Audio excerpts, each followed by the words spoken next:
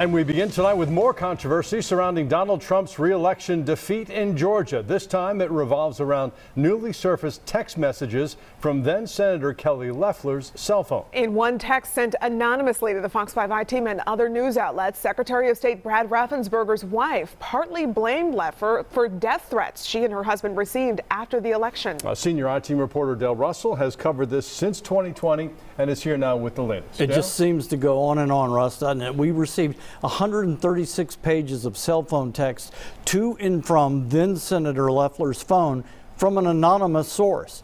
And it showed the troubling days leading up to the January 6th assault on the Capitol. But one text, which we have verified is accurate, was from the wife of the Secretary of State. And she was not happy.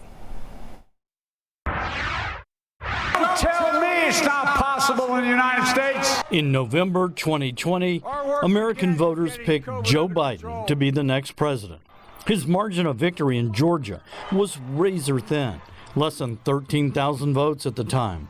A week after Election Day, November 9th, as President Trump tweeted out his challenges to the election results, then Georgia U.S. Senators Kelly Loeffler and David Perdue tweeted out a joint statement blaming Trump's loss in Georgia on Secretary of State Brad Raffensperger, a Republican.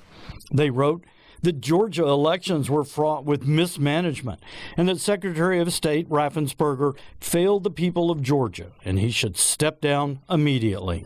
What's really the most troubling about it is when threats actually came into my wife's, cell phone. Raffensperger did not step down. The I-Team interviewed him shortly after, and he told us how he and his wife Tricia were getting death threats. He shared some with us. You better not botch the count your life depends on. Your husband deserves to face a firing squad. And the Raffenspergers should be put on trial for treason and face execution. That is what's really offensive. But Raffensperger did not say exactly when or why the threat started. Now a series of texts sent to and from then-Senator Kelly Loeffler's phone have been sent to various media outlets across the country, including the I-Team. And in those texts, the death threats that Mr. Raffensperger told us about, it's clear from the cell phone text, they occurred within hours of Loeffler and Perdue's joint statement being released. That night at 10 p.m., Raffensperger's wife Tricia wrote a blistering text to Kelly Loeffler. My family and I am being personally besieged by people threatening our lives because you didn't have the decency or good manners to come and talk to my husband. Tricia Raffensperger went on to describe her husband as an honorable man with integrity to do the right thing.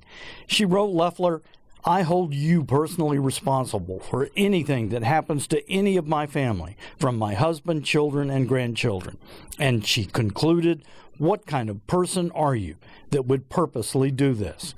Neither Raffensperger nor his wife wanted to comment about the text. We couldn't reach Kelly Loeffler or David Perdue. But in 2020, Raffensperger said all the attacks and counterattacks, the threats aimed at him and others, all involved in the election process, were a mystery to him. Sometimes the Democrats are attacking us. This time, all they need to do is go out and buy a box of popcorn and watch this fight.